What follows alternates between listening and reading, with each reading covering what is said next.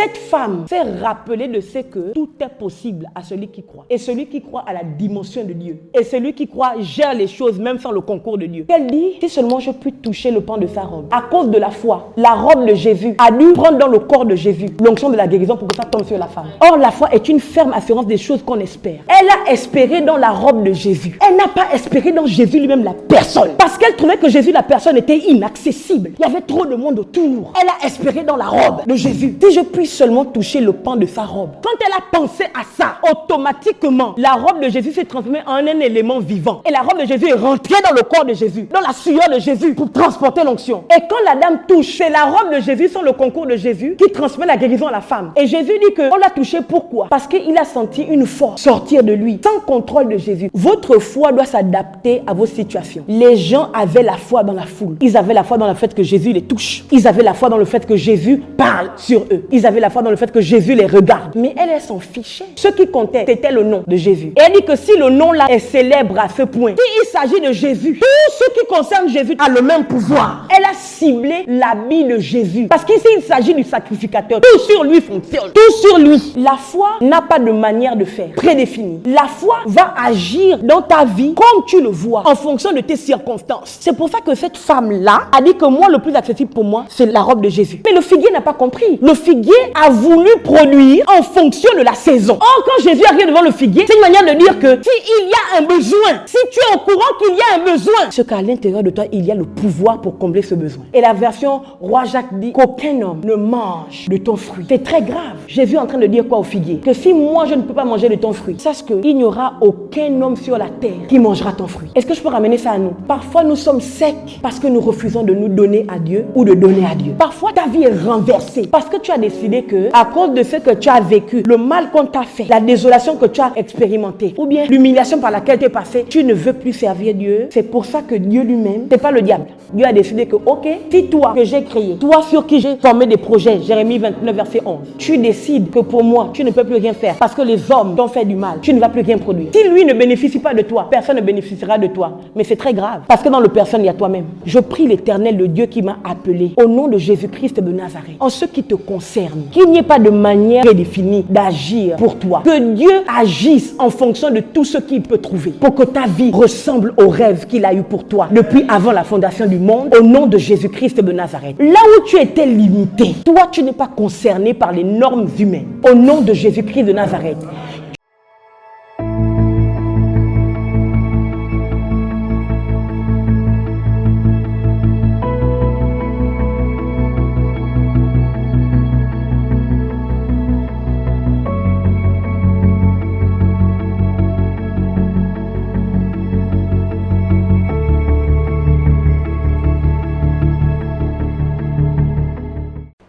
La semaine dernière, j'avais commencé à parler de ce que j'ai intitulé la foi, la clé de l'impossible, ou bien la clé de toute impossibilité, de toute possibilité. Alléluia. Quelqu'un peut me rappeler le texte que j'avais lu? Verset 1. Or, la foi est une ferme assurance des choses qu'on espère, une démonstration de celles qu'on ne voit pas. Alléluia. Or, la foi est une ferme assurance des choses qu'on espère et une démonstration de celles qu'on ne voit pas. Et j'expliquais qu'on ne peut pas espérer ce qu'on n'a jamais vu. Alléluia. C'est ce que je disais. On ne peut pas espérer ce qu'on n'a jamais vu. Amen. Puis, j'avais expliqué tout un processus en parlant de Genèse 1er, alléluia, jusqu'à Jean 1er, 12. Jean 1er, Jean 1, 1, où il dit au commencement était la parole, et la parole était avec Dieu, la parole était Dieu. Et je disais que dans Genèse 1er, la Bible dit qu'au commencement, Dieu créa les cieux et la terre. J'avais expliqué que Dieu n'avait rien au commencement, il n'avait que lui-même et les ténèbres et le chaos. Et j'ai expliqué que Dieu a utilisé la parole pour avoir tout ce qu'il a aujourd'hui. Amen. Il a dit que la lumière soit. Donc, il a employé la parole. Alléluia. Et c'est comme ça que j'ai atterri à Hébreux 11. Alléluia. Où il dit, or la foi est une ferme assurance des choses qu'on ne voit pas et une démonstration de celles, non, est une ferme assurance des choses qu'on espère et une démonstration de celles qu'on ne voit pas. Alléluia. Et donc j'expliquais que on ne peut pas espérer quelque chose qu'on n'a jamais vu. Forcément, on l'a vu quelque part. Alléluia. C'est pour ça qu'on y espère. Amen. Puis, il dit une démonstration de celle qu'on ne voit pas. Alléluia. Je comprends que, en réalité, on espère ce qu'on a déjà vu par la foi. Alléluia. Donc, la foi sont aussi des sortes de yeux. C'est pour ça que dans Hébreux 10, j'étais reparti à Hébreux 10 pour qu'on comprenne pourquoi il dit « Or la foi ». Alléluia. Et dans Hébreux 10, il est dit que « Et mon juste vivra par la foi ». Amen. Mais s'il se retire, mon âme ne prend pas plaisir en lui. Amen. Et quand donc Dieu dit « Et mon juste vivra par la foi », ça veut dire que les yeux du juste, c'est la foi. Amen. C'est la foi qui te permet. C'est la foi qui te permet de voir les choses que tu n'as pas encore comme si elles étaient déjà. C'est la foi qui te permet de les appeler à l'existence. Du moins, si tu les appelles à l'existence par la parole, l'esprit de la foi est étroitement lié à l'esprit de la parole parce que les deux travaillent ensemble. Et je vous expliquais que vous devez vous nourrir de la parole parce que si vous vous nourrissez de la parole, non seulement vos paroles seront puissantes, mais vous-même vous croirez en ce que vous direz. J'ai dit que la première chose, c'est pas d'abord de croire en Dieu. C'est d'abord de croire en vous-même de ce que vous dites marche et arrive, fonctionne. Alléluia. Si vous ne croyez pas vous-même en vous, Dieu peut vous parler 1000 fois. Vous n'allez pas entendre. Vous n'allez pas croire. Parce que pour votre destinée, le premier partenaire de Dieu, c'est vous-même. Alléluia. Le premier partenaire de Dieu pour votre destin, c'est vous-même. C'est pour ça qu'il est important, il est capital de croire en vous. Alléluia. Et pour croire en vous, je vous le dis par les compassions de Christ. Refusez d'être dans la compagnie des gens qui ne vous grandissent pas. Des gens qui ne vous aiment pas. Des gens qui ne vous disent pas des paroles dont vous avez besoin pour devenir les personnes que vous êtes supposés être. Alléluia. Si vous êtes tout le temps avec quelqu'un qui vous rabaisse, vous allez vous rabaisser vous-même. Alléluia. Si vous êtes tout le temps avec quelqu'un qui ne croit pas en vous, vous ne croirez pas en vous vous-même. C'est pour ça que même dans cette histoire de destinée, il faut choisir avec qui vous marchez. Amen. Alléluia. Et j'expliquais que ce n'est pas grave si vous n'avez pas la foi. La Bible déclare que, or la foi vient de ce qu'on entend. Amen. Donc il faut entendre. Et ensuite elle continue. Ce qu'on entend vient de la parole de Christ. Donc il faut entendre. Alléluia. Maintenant j'ai compris que ce qu'on entend, ce n'est pas seulement ce qui est parlé. Ce qu'on entend, c'est aussi ce qui est pensé. Qu'est-ce que la femme à la perte de sang dit? La Bible déclare qu'elle parla, elle se dit en elle-même. Si seulement je puis toucher le pan de sa robe. Elle s'est dit en elle-même. Si elle se dit en elle, c'est qu'elle pense. Alléluia, qu'est-ce que je raconte? C'est qu'elle pense. Parce qu'on pense avec le cœur et non avec la tête. Les pensées de l'homme, c'est dans le cœur. Hein? C'est pas ici. Alléluia. Et le fils prodigue dit qu'il rentrait en lui-même et se dit que même chez mon père, même les mercenaires de mon père sont mieux que moi aujourd'hui. Donc c'est en lui-même. Donc c'est la pensée. Ce qu'on entend vient aussi de la pensée. Mais vous devez comprendre une chose. C'est que ce qu'on entend, ce n'est pas seulement la parole. Ce qu'on entend, ce n'est pas seulement la pensée. Ce qu'on entend, c'est aussi ce qu'on pratique. Oui. Ce qu'on entend, c'est aussi ce qu'on fait.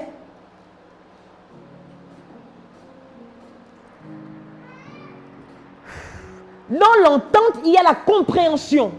C'est ce que j'expliquais dimanche dernier. Dans l'entente, il y a la compréhension. Alléluia. En fait, c'est ce qu'on entend en entendant ce que Dieu dit ou ce que Dieu fait. Par exemple, ici, c'est David qui a dit, l'Éternel est mon berger, je ne manquerai de rien. Ce n'est pas David qui a dit ça. C'est David, non. Pourquoi tu t'appropries ça? Tu t'appropries ça pourquoi? Parce que tu comprends que c'est une parole qui te concerne. Alléluia. Quand il dit, toute âme forgée contre toi sera nulle et sans effet. Vous savez que le toi là, c'est Israël. Il dit en Nombre 23, 23, la divination et l'enchantement ne pourra rien contre Jacob, ni Israël. Tu t'appelles Jacob. Tu t'appelles Israël. Pourquoi tu comprends qu'il s'agit de toi? Donc la foi vient de ce que tu entends en entendant la parole. Je le dis mieux, le fait que tu comprends en entendant la parole. Donc tu peux aussi comprendre quelque chose en voyant pratiquer la parole. Une pratique de la parole, c'est la Sainte Seine. Une pratique de la parole, c'est la Sainte Seine. Alléluia. C'est une pratique. Ce n'est pas seulement parler. C'est la parole qui est pratiquée, la Sainte Seine. La Sainte Seine, par exemple, tu dois l'entendre, ou plutôt tu dois la comprendre. La première chose que tu dois comprendre dans la Sainte Seine, c'est que le seul moment où tu tiens Dieu dans tes mains, c'est quand tu prends le pain et le sang. Puisque tu tiens les éléments dans les mains. Le seul moment où tu attrapes Dieu, c'est quand tu as le sang, ton verre de sang de Jésus et ta chair du corps de Jésus. Alléluia. Et c'est même là où tu dois maintenant commencer à parler. Quand tu as Dieu dans les mains là, il peut encore aller où? Il va finir dans toi, les gars. Alléluia. Donc quand tu as ça dans les mains, tu dois dire que Seigneur, là où tu me vois là, c'est grave, l'argent, ça ne rentre pas. Oui, parce que tu as Dieu dans tes mains. Mais c'est ça la compréhension. Parce que Abraham, il allait prendre sa prêtrise et sa royauté où? Devant Melchisédek à travers le pain et le vin. Jésus parle, il dit, vous ne pouvez pas avoir part avec moi si vous ne buvez mon sang et ne mangez ma chair. Ça veut dire quoi? Que tout ce qui appartient à Jésus ont réussi à obtenir ça si on mange sa chair, on boit son sang. Mais donc c'est ça que tu as dit dans les mains, tu dis que papa, là je suis en train de manger la royauté de Jésus. Là je suis en train de manger sa notoriété. Là je mange sa capacité à guérir. Là je mange sa capacité à vaincre les combats. C'est pas ça. Mais c'est la compréhension. La foi vient de ce qu'on entend. Non, je le dis mieux. La foi vient de ce qu'on comprend, de ce qu'on entend de la parole de Christ. Je redis. La foi vient de ce qu'on comprend, dans ce qu'on entend de la parole de Christ. Vous avez compris? Alléluia. Donc je continue mon propos. J'ai beaucoup résumé. Ça m'a pris trop de temps, Pasteur Antonia. J'ai trop résumé. Maintenant, je continue mon propos. Et donc il dit, or la foi vient de ce qu'on entend, et ce qu'on entend vient de la parole de Christ. Hébreux 11, 1er. C'est ça, non, Pasteur Antonia? Alléluia. Est-ce que quelqu'un peut réciter avec moi pour traumatiser un peu la somnolence? 1, 2, 3, or la foi. Or la foi.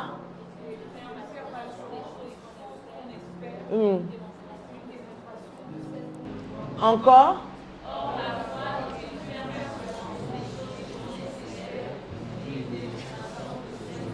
Vous pouvez maintenant dire fort. Or la foi est une ferme assurance des choses que l'on espère, une démonstration de celles que l'on ne voit pas. Un exercice. Est-ce que tu peux espérer quelque chose là tout de suite dans ta pensée? Espère. Essaie de voir ce que tu espères. Maintenant, est-ce que tu peux dire à ce que tu espères, démontre-toi physiquement dans ma vie? Dis, parle. Dis encore. Encore. Que cela te soit accordé comme tu l'as déclaré au nom de Jésus. Amen. Est-ce que tu peux acclamer le Seigneur?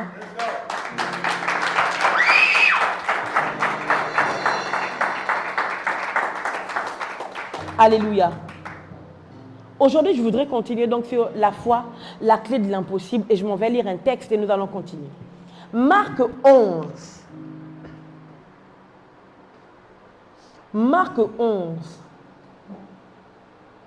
À partir du verset 11. Jésus entra à Jérusalem dans le temple quand il eut tout considéré, comme il était déjà tard, il s'en alla à Béthanie avec les 12.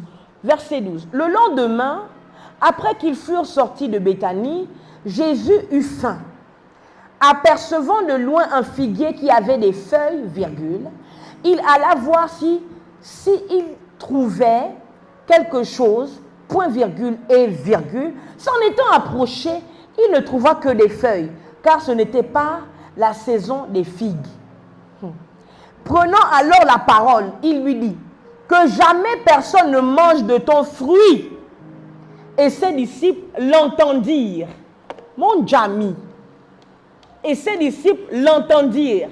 Ça veut dire que Jésus a parlé fort. Amen. D'ailleurs, il y a un point d'exclamation. Jésus a donné un ordre. Alléluia. Et la Bible prend le soin de préciser que ses disciples entendirent donc ce que Jésus avait dit. Alléluia. Ils arrivèrent à Jérusalem et Jésus entra dans le temple. Il se mit à chasser ceux qui vendaient et qui achetaient dans le temple. Il renversa les tables des changeurs et les sièges des vendeurs de pigeons. Il ne laissait personne transporter aucun objet à travers le temple. Et voilà, et voilà, voilà. Verset 20.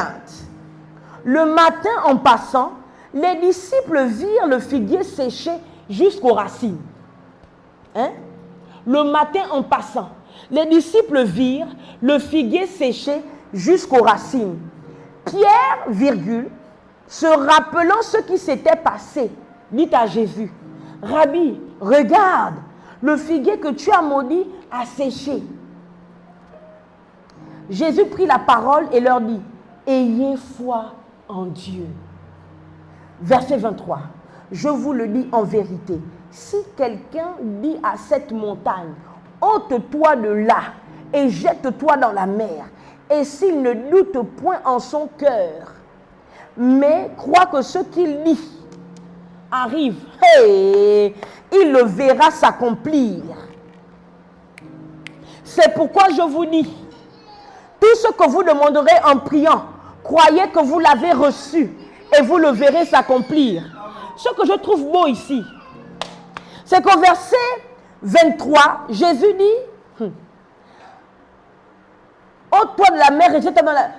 Je vous le dis en vérité, si quelqu'un dit à cette montagne, ôte-toi de là et jette-toi dans la mer, et s'il ne doute point en son cœur, mais croit que ce qu'il dit arrive. Ce n'est pas écrit, mais croit que ce que Dieu dit.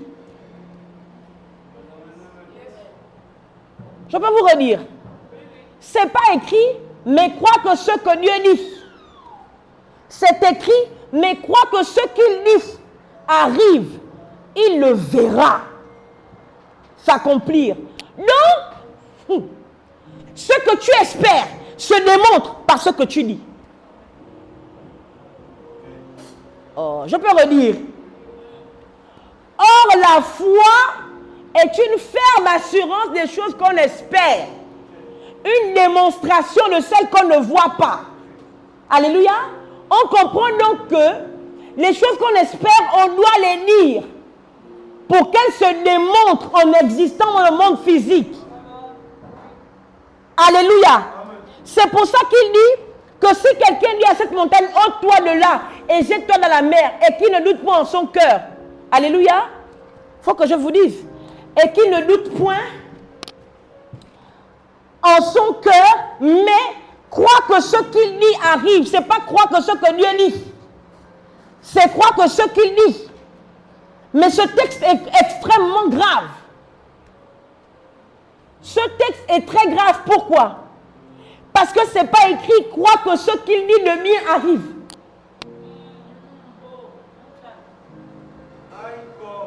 Là, je suis en train de vous parler de la foi. Ce n'est pas écrit que croire que ce qu'il dit de mien arrive. C'est simplement écrit que croire que ce qu'il dit arrive. Ça veut dire quoi? Ça veut dire que vous devez faire très attention à ce que vous dites. Il faut faire très attention. Maintenant, vous devez comprendre que même ce que vous dites, qui n'est pas bien, arrive. Je veux le dire mieux. Vous devez comprendre que même ce que vous dites qui n'est pas bien, et que vous ne voulez pas que ça arrive là, non, ça arrive. Je vais redire encore mieux, j'arrange encore mieux la phrase. Vous devez croire que ce que vous dites qui n'est pas bien là, et que vous ne voulez pas que ça arrive, et dont vous doutiez que cela arrive, et que même vous contrez par la prière et les invocations, pour que ça n'arrive pas, ça arrive.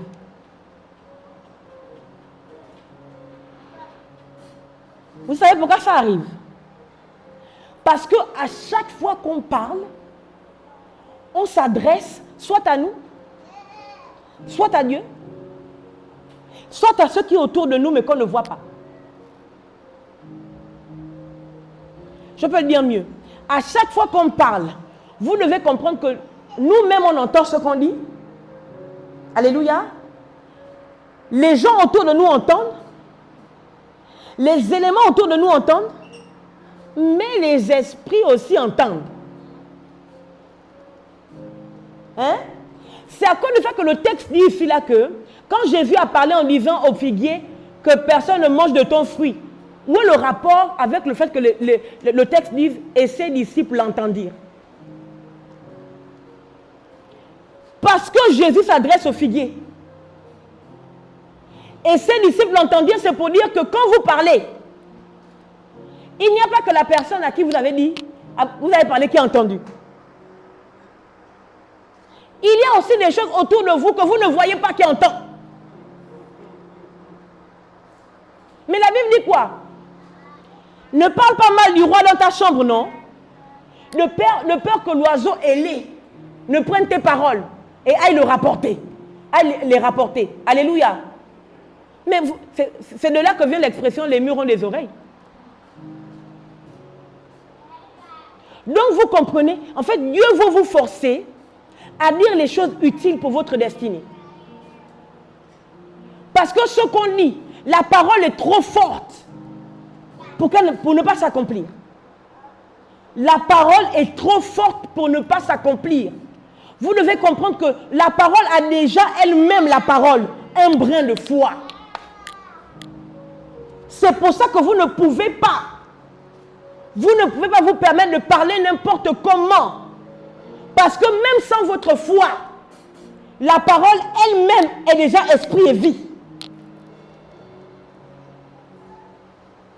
Vous devez contrôler ce qui sort de votre bouche.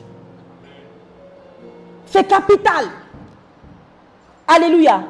C'est capital. Vous devez contrôler ce qui sort de votre bouche, mais vous devez contrôler également les pensées de votre cœur. Parce qu'il y a trop de force dans la parole. Comment la Bible peut dire tel un homme pense, tel il est? Comment la Bible peut dire ça? Tel un homme pense, tel il est.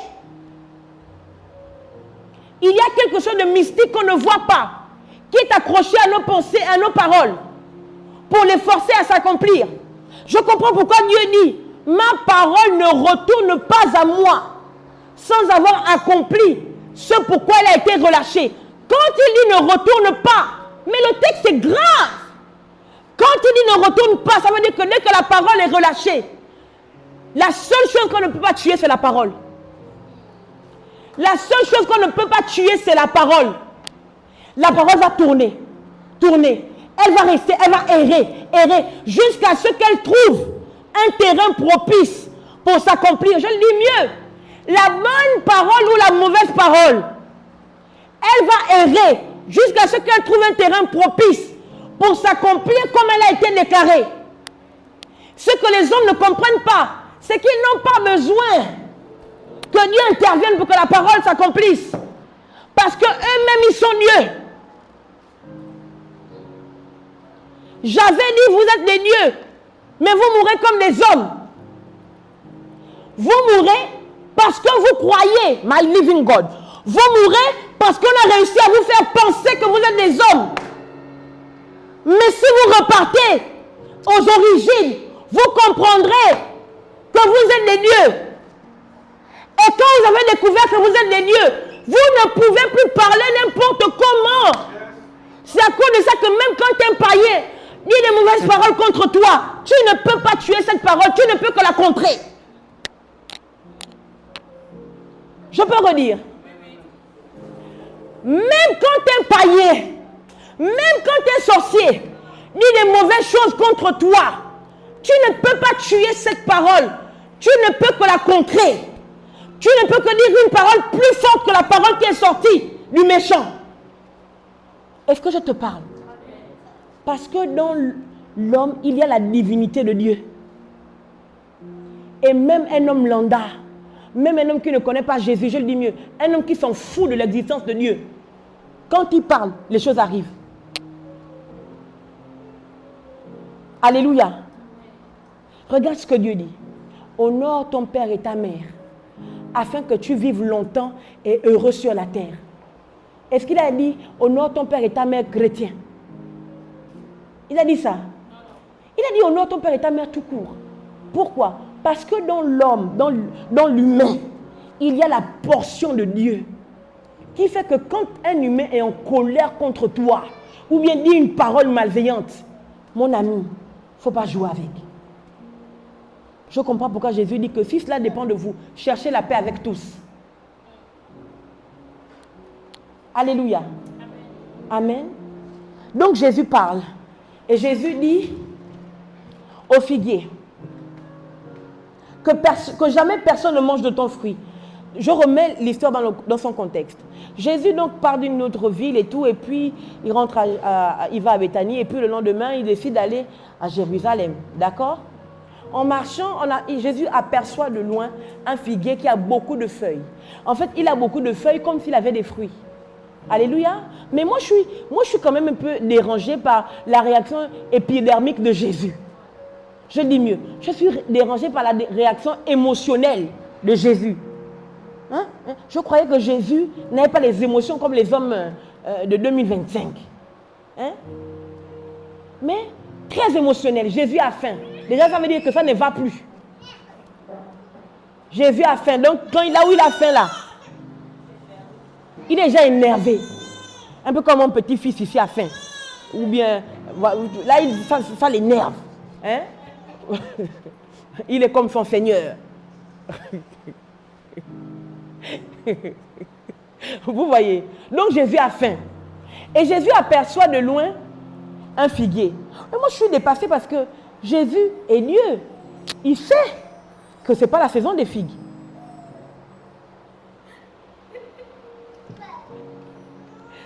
Il sait que ce n'est pas la saison des figues.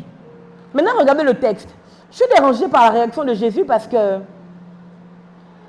il a une réaction démesurée.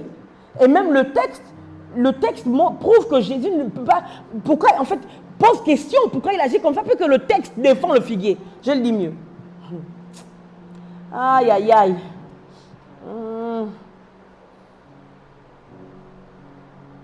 Il dit, apercevant de loin, verset 13 de Marc 11, apercevant de loin un figuier qui avait des feuilles, alléluia, il alla voir s'il y trouvait. Le s'il, c'est une supposition. Oh, les gars, s'il vous plaît, foncez avec moi, les amis. Comme vous avez fait à l'école, vous savez, non? Il alla voir si il allait trouver les figues. Donc, si ça veut dire quoi? Il peut trouver, comme ne pas trouver. Mais c'est la partie-là qui montre que Jésus ne pouvait pas agir de manière épidermique à ce point. Il ne pouvait pas être aussi émotionnel. Je crois que c'est la faim qui l'a emmené. Soit c'est la faim qui l'a emmené à ce niveau, soit il a un problème avec le figuier qu'il veut régler aujourd'hui. Soit c'est la faim qui pousse Jésus à parler comme il a parlé. Alléluia. Soit il y a un problème qu'on ne connaît, on ne comprend pas. Alléluia. Et dans la réaction de Jésus, clairement, il y a une conversation entre le figuier et Jésus. Sauf qu'on n'entend pas le figuier parler. Alléluia. Parce que s'il n'y a pas de conversation, comment Jésus peut dire que personne n'y trouve? Qu'on n'y trouve pas, que personne ne mange de ton fruit. Jésus aurait pu dire que personne ne mange du fruit de ce figuier. Jésus s'adresse directement au figuier. Il y a même une version qui dit « Et Jésus répondit ». Je vous dis la vérité. Il y a une version, je ne sais plus laquelle, qui dit « Et Jésus répondit que personne ne mange de ton fruit. Ne mange plus de ton fruit. » Alléluia. Alors, la Bible dit que il alla voir s'il y trouverait. Mais tout est au conditionnel. Si le verbe est conjugué au conditionnel. Alléluia. Tu as trouvé la version? Donnez le micro au frère Kenan qui a trouvé la version. Il lève même la main pour me lire la version. Attends, je vais m'en sortir. Les docteurs dans l'église.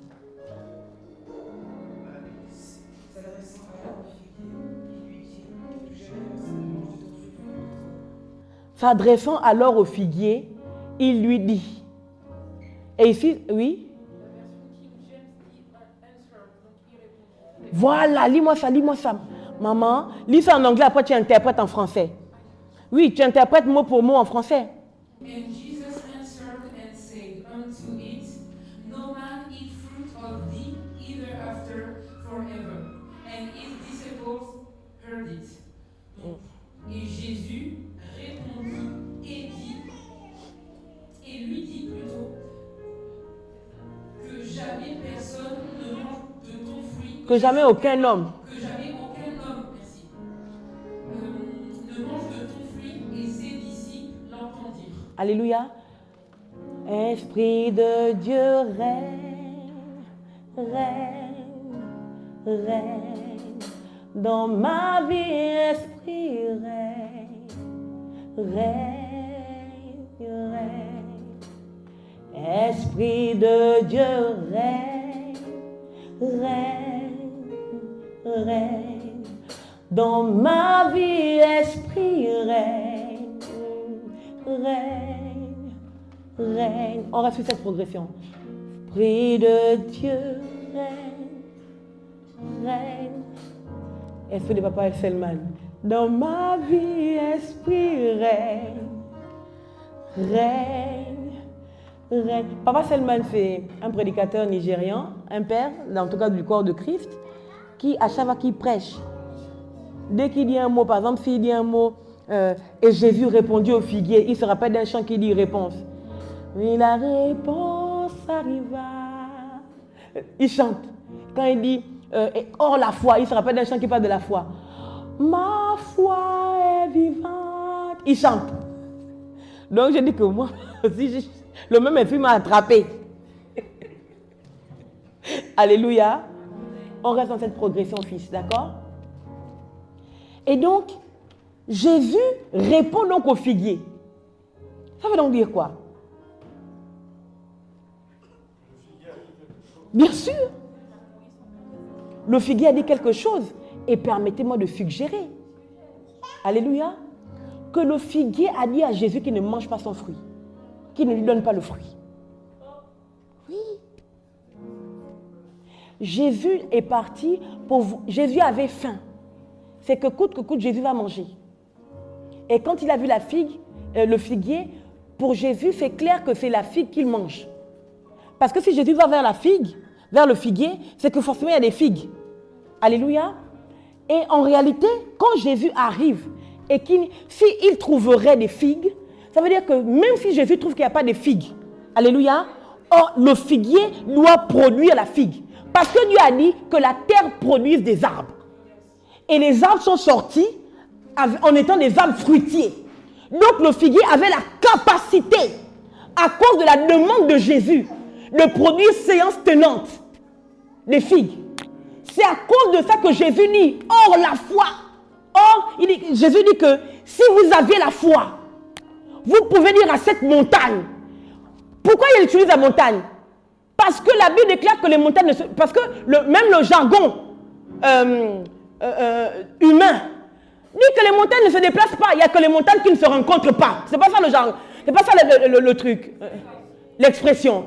Le jargon au milieu des hommes, le jargon des hommes, hein, comment on dit ça? Mondain. Le jargon mondain dit qu'il n'y a que les montagnes qui ne se croisent pas. C'est à cause de ça que Jésus prend l'exemple de la montagne. Oh, je sens que je prêche bien, mais je sens que le peuple de sanctuaire est vraiment, vous avez besoin d'être motivé. Alléluia. Le texte, Jésus choisit les montagnes exprès. Parce que les hommes disent souvent, il n'y a que les montagnes qui ne se rencontrent pas.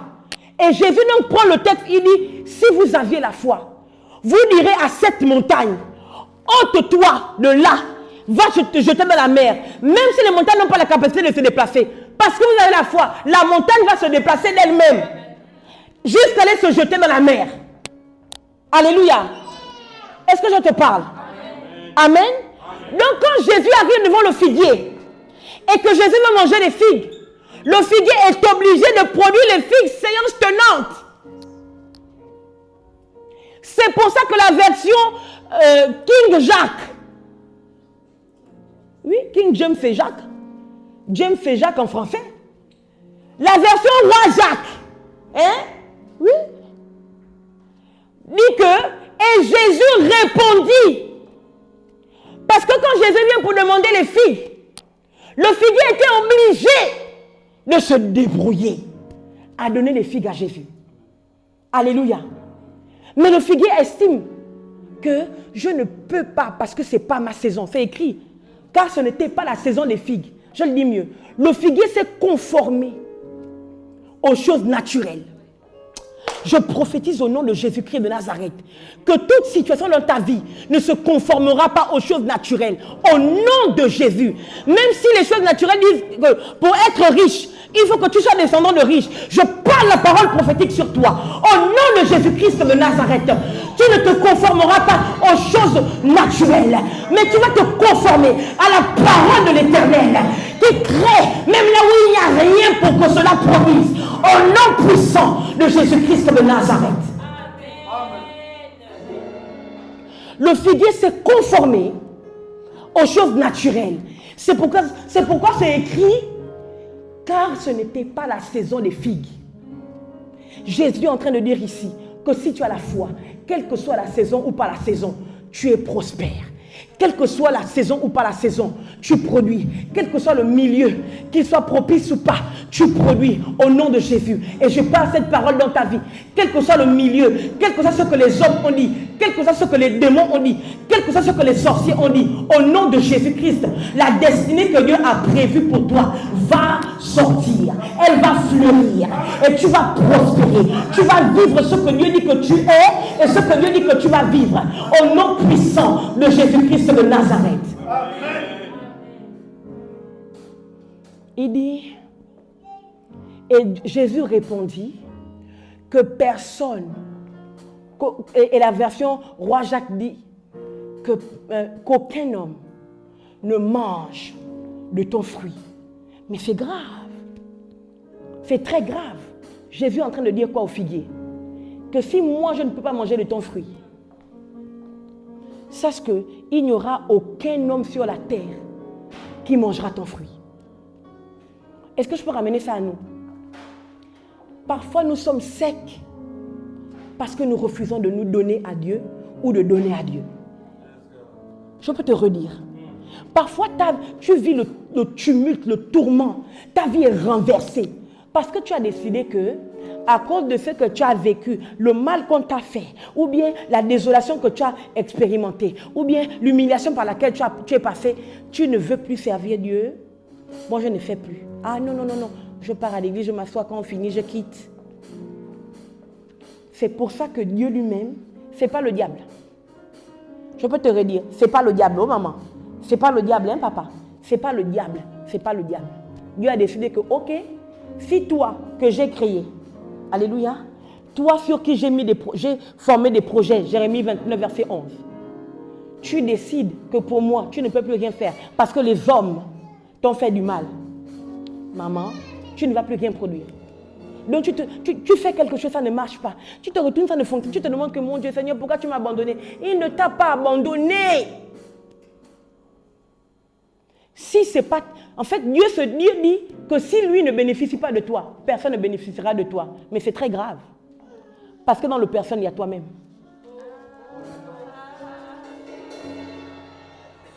Mais je peux te redire qu'aucun homme ne mange de ton fruit. Le seul moyen, c'est que le figuier sèche. Et donc, quand le figuier, alléluia, refuse de donner son fruit à Jésus, et que Jésus répond que aucun homme, que personne ne mangera plus jamais de ton fruit, le figuier se dit que ce n'est pas grave, il va toujours être beau, avec ses fleurs. Et ses fruits vont pousser, et puis les gens préféreront aller chez d'autres figuiers que chez lui. Ce qu'ils ne savaient pas, c'est que Jésus est en train de l'éteindre. Donc, quand le figuier a séché, il ne sert plus à rien, même pas à lui-même. Il perd ses feuilles, il perd la sève, il perd la beauté de son tronc. Alléluia. Mais est-ce que je parle à quelqu'un? Mais vous comprenez l'histoire comme l'histoire là est grave. Alléluia. Il perd la beauté de son tronc, il perd ses racines parce que pour sécher, il faut que tes racines meurent en bas. Alléluia. Il n'est plus beau pour personne. Et quand on le regarde, on dit seulement, oh, quelle désolation, comme Pierre a dit, regarde, le figuier a séché. Jusqu'aux racines. C'est pour ça que vous ne devez pas refuser Dieu, vous. Je le dis mieux. Vous ne devez pas vous refuser à Dieu. Vous devez chercher des occasions de servir Dieu. Je le dis mieux. Vous devez chercher des occasions de vous dépenser pour Dieu. Je vais le redire encore mieux. Vous devez chercher des occasions de produire pour Dieu. Pourquoi? Parce que, aïe, aïe, aïe, mon Dieu. Même quand tu dis que tu n'as pas, et que tu dois aller en entretien, et que tu sais que l'entretien, là, il faut t'habiller en veste, costume. La vérité biblique, disons la vérité devant Dieu. Vous ne vous battez pas pour avoir une veste. Non, la vérité. Vous ne vous battez pas pour avoir une veste. Vous ne vous battez pas pour arranger quand même bien vos cheveux. Pour trouver une dernière perruque ou bien un dernier défrisant pour tirer vos cheveux en arrière. Vous ne faites pas ça. La vérité. Hein? On a The Great Night le 30 mai. Alléluia. Le code couleur, ce sera noir. Parce que nous, nos veillées de prière, ce sont des veillées événements. Même si vous n'avez pas de noir dans votre valise, comme on dit chez nous au Gabon, on jure comme ça, et puis on ajoute 3 doigts au ciel. Ou bien ça. C'est mon père spirituel qui fait comme ça, lui il fait ça. La vérité. Vous allez chercher à acheter même si c'est une tunique noire. Hein? Est-ce que c'est faux? Bon, ok, d'accord. Maintenant, quand il s'agit de Dieu, pourquoi vous ne vous dépassez pas? Je vais vous donner un secret. Quand on n'a pas, non, on a. Mais c'est Dieu qui fait, Jésus qui parle. La parabole des talents, il dit qu'enlever lui-même ce qu'il n'a pas. Oh, moi je n'ai rien. Il dit qu'on t'enlèvera même ce que tu dis que tu n'as pas là. Parce que croyez-moi que rien c'est quelque chose.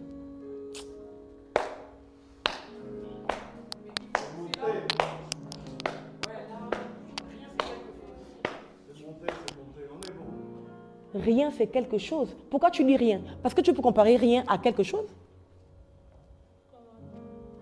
Mais quand c'est le néant, tu veux dire que tu n'as rien. On dit rien parce qu'on compare rien à quelque chose qui n'est pas rien. Donc rien c'est quelque chose.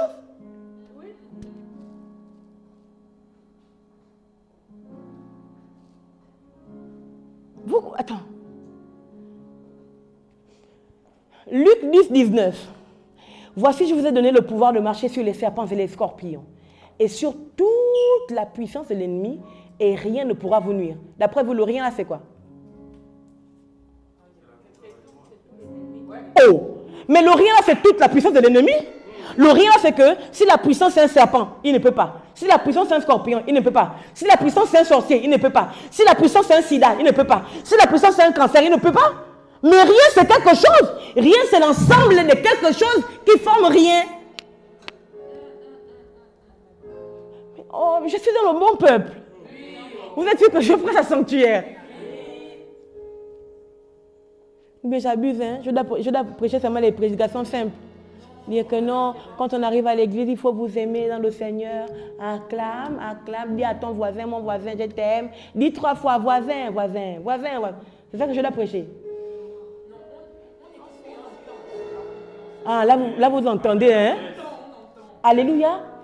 Rien, c'est quelque chose. Je le dis mieux. Avec rien, tu peux produire le contraire de rien.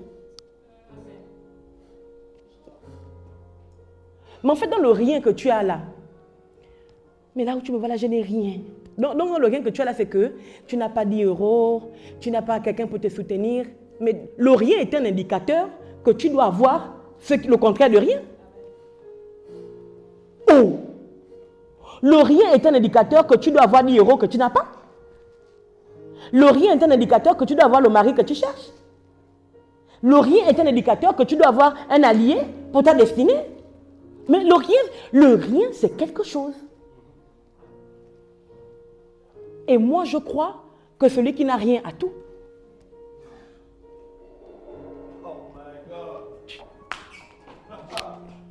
Oh! Celui qui n'a rien a tout, pourquoi? Celui qui n'a rien est privilégié par rapport à celui qui a tout, qui a quelque chose.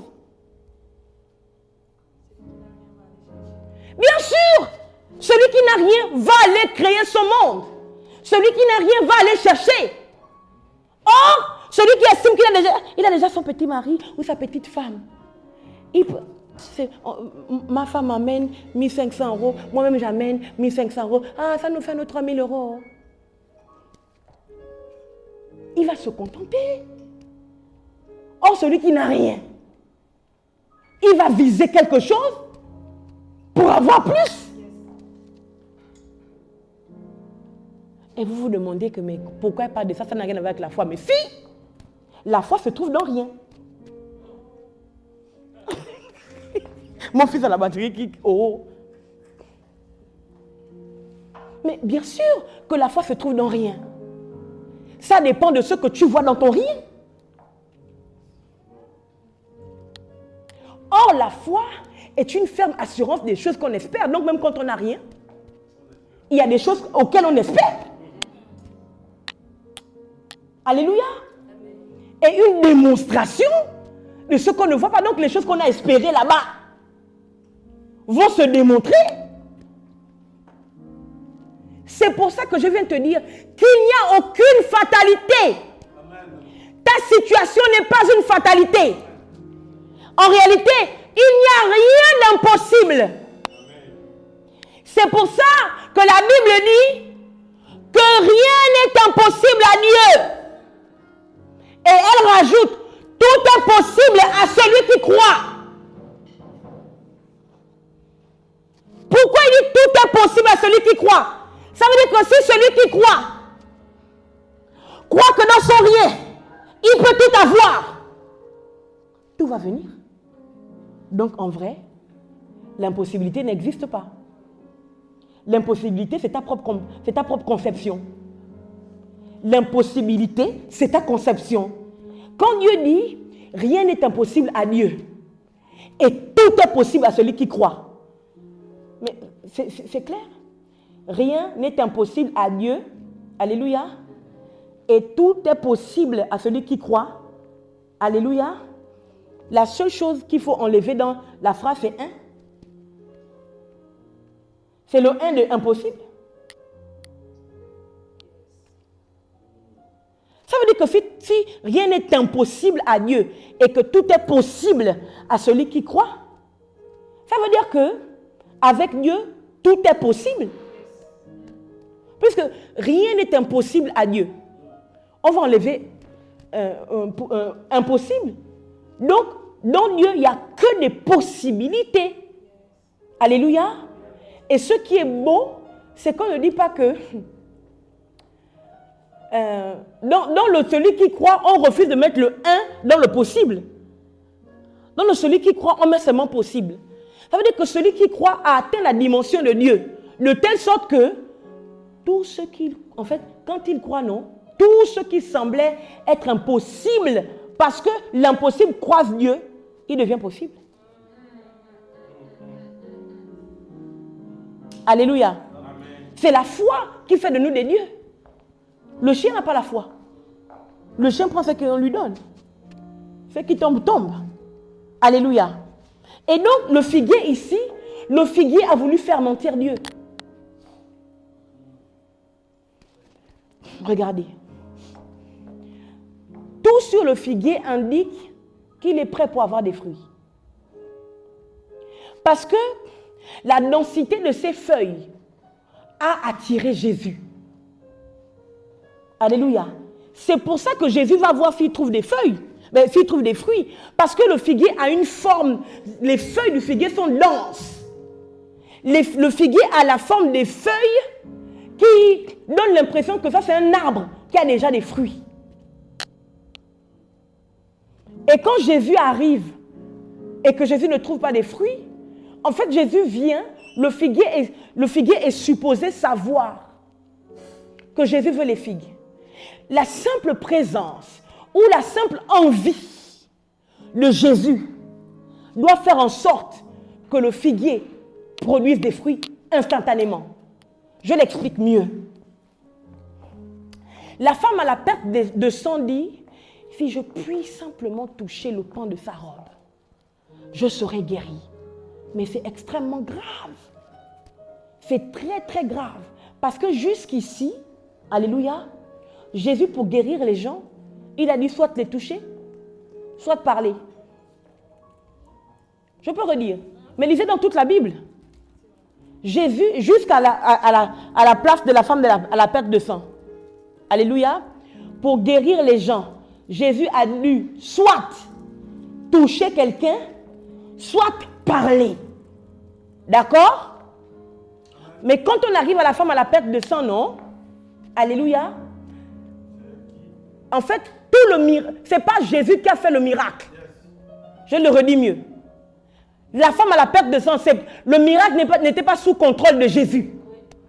Ce n'est pas Jésus qui a fait le miracle. Oh my living God.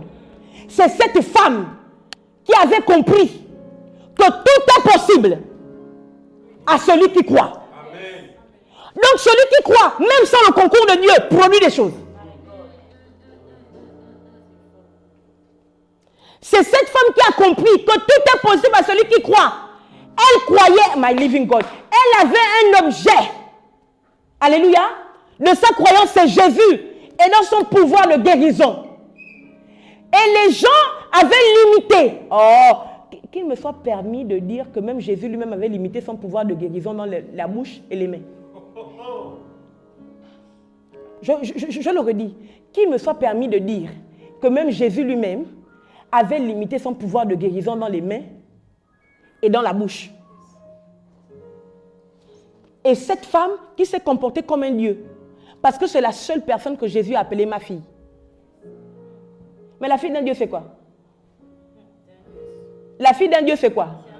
C'est fini. Alléluia. Cette femme fait rappeler de ce que tout est possible à celui qui croit. Et celui qui croit à la dimension de Dieu. Et celui qui croit gère les choses même sans le concours de Dieu. Donc elle dit, si seulement je puis toucher le pan de sa robe. À cause de la foi, la robe de Jésus a dû prendre dans le corps de Jésus l'onction de la guérison pour que ça tombe sur la femme. Je peux le dire. La robe, my living God. Oh non, ça c'est en train de couler, mon ami. C'est monté, les gars. En fait, c'est très grave. Parce que dans sa foi, elle a, my living God. C'est ce qui dit que, or la foi est une ferme assurance des choses qu'on espère. Elle a espéré dans la robe de Jésus. Elle n'a pas espéré dans Jésus lui-même, la personne. Parce qu'elle trouvait que Jésus, la personne, était inaccessible. Il y avait trop de monde autour. Donc si je peux me faufiler, quelle que soit la position que je prends pour me faufiler, même s'il faut que je rampe. Alléluia. Si je peux seulement effleurer le pan de sa robe. Le pan de la robe, hein, en fait, le pan à l'époque, c'est comme les vêtements du sacrificateur. D'accord? Ils ont l'habit et puis il y a des franges en bas, des fils. Les petits fils. Ah, bien, c'est dommage que je n'ai pas porté un habit à fil aujourd'hui. C'est des petits fils en bas comme ça, les flancs. D'accord? C'est ça. Donc, elle estimait que même un petit fil, une petite couture de l'habit de Jésus, elle a mis toute sa foi, my living God. Elle a espéré dans la robe de Jésus. Elle n'a pas espéré dans Jésus lui-même. Elle a espéré dans la robe de Jésus. Si je puis seulement toucher le pan de sa robe. Rien à voir avec Jésus, rien. Et le pan de la robe, my living God, je ne sais pas si avant, la robe de Jésus portait l'onction. Je ne sais pas. Moi, je crois que oui. Alléluia. Mais j'ai l'impression que Jésus lui-même n'était pas au courant. Quand elle a pensé à ça, automatiquement, la robe de Jésus s'est transformée en un élément vivant.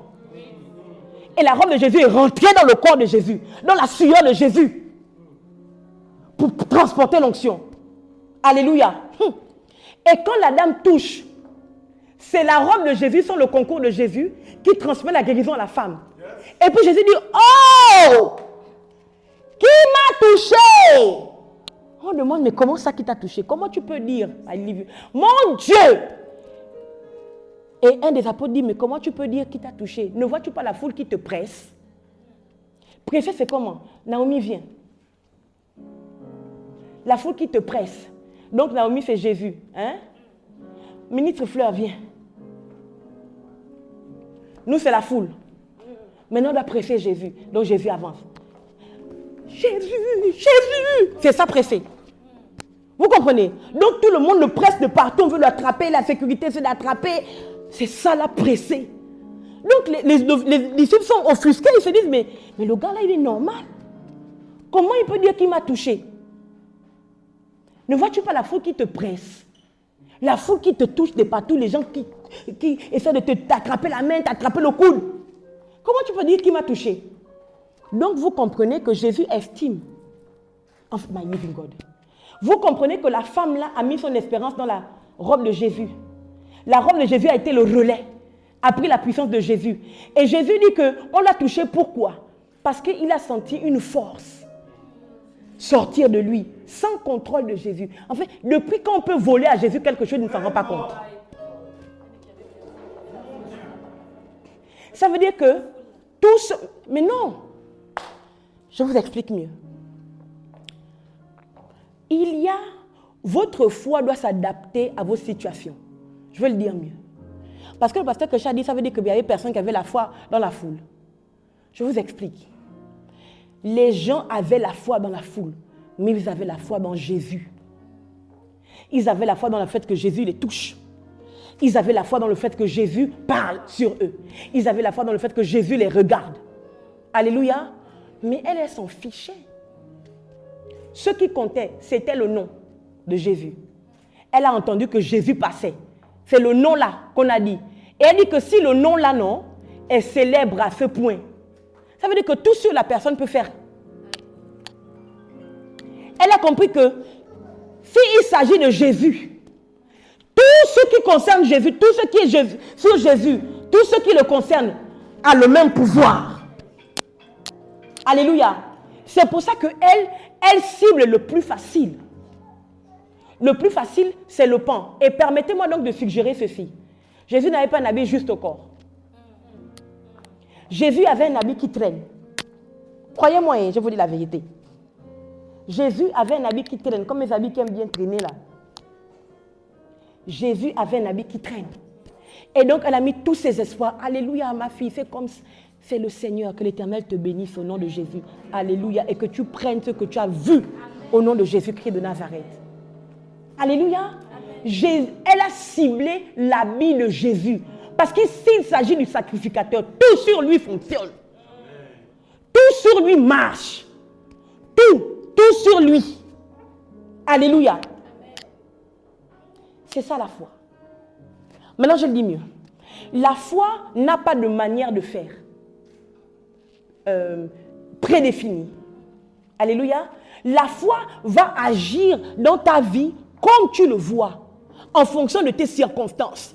C'est pour ça que cette femme-là a dit que moi, le plus accessible pour moi, c'est la robe de Jésus. Alléluia. Amen.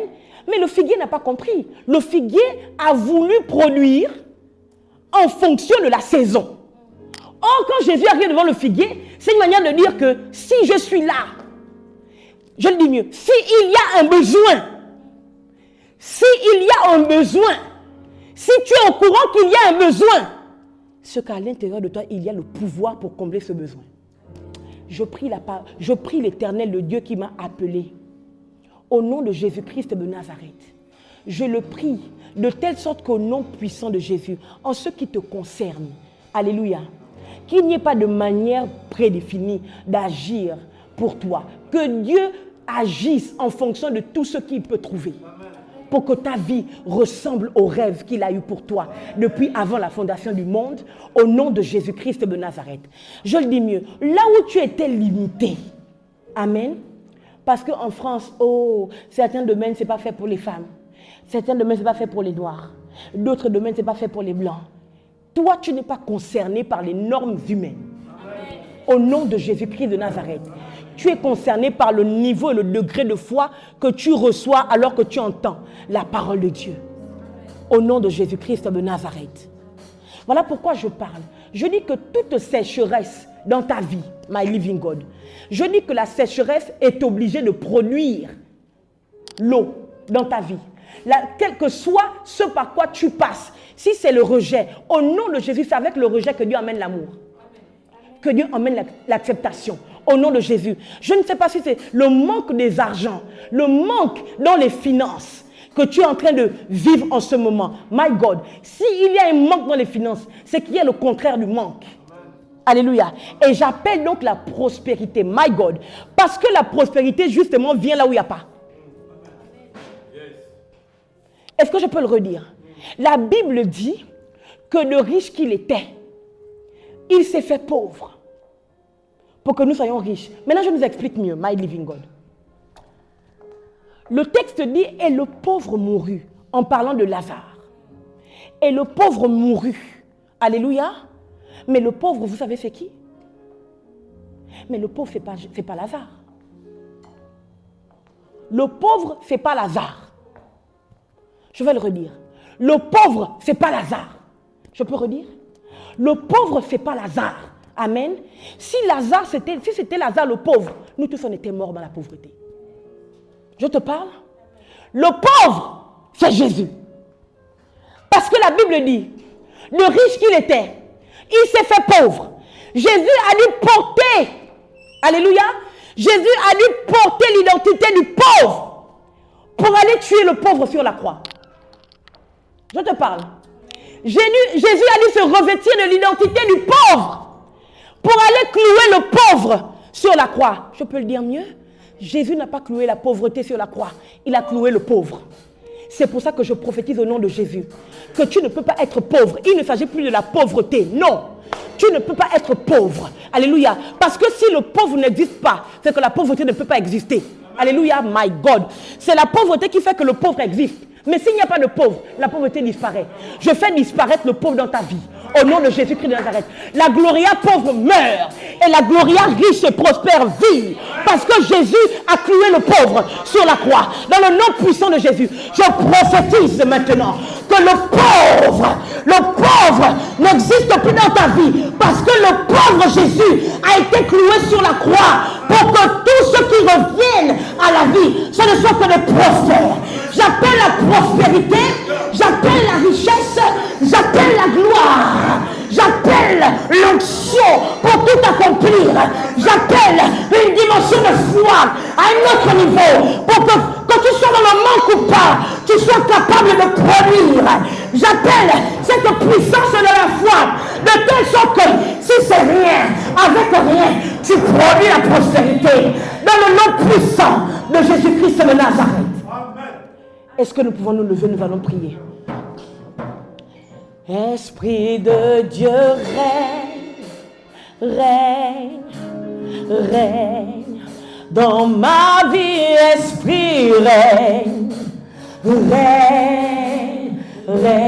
on y va. Esprit de Dieu règne dans ma vie, esprit règne. Esprit de Dieu,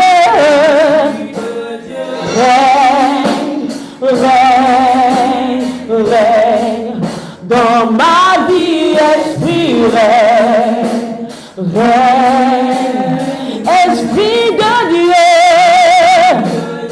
règne, règne, règne, dans ma vie, Esprit, règne, règne, Esprit de Dieu.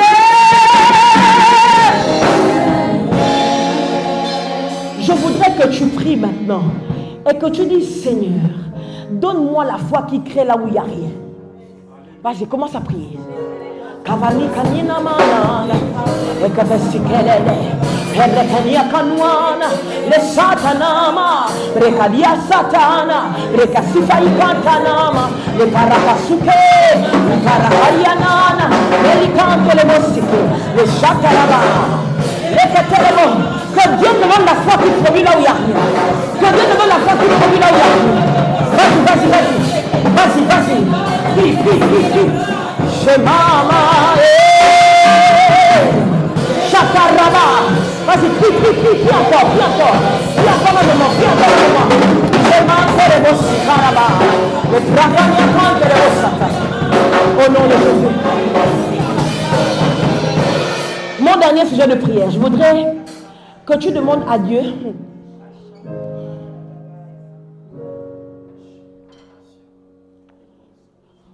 que tu lui demandes la capacité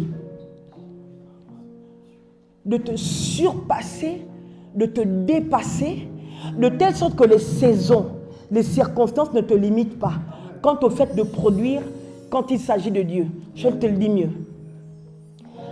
Jésus arrive devant le figuier. Ce figuier a été créé et a poussé à cet endroit, spécialement pour que le jour où Jésus aurait faim, il trouve des figues dessus. Alléluia.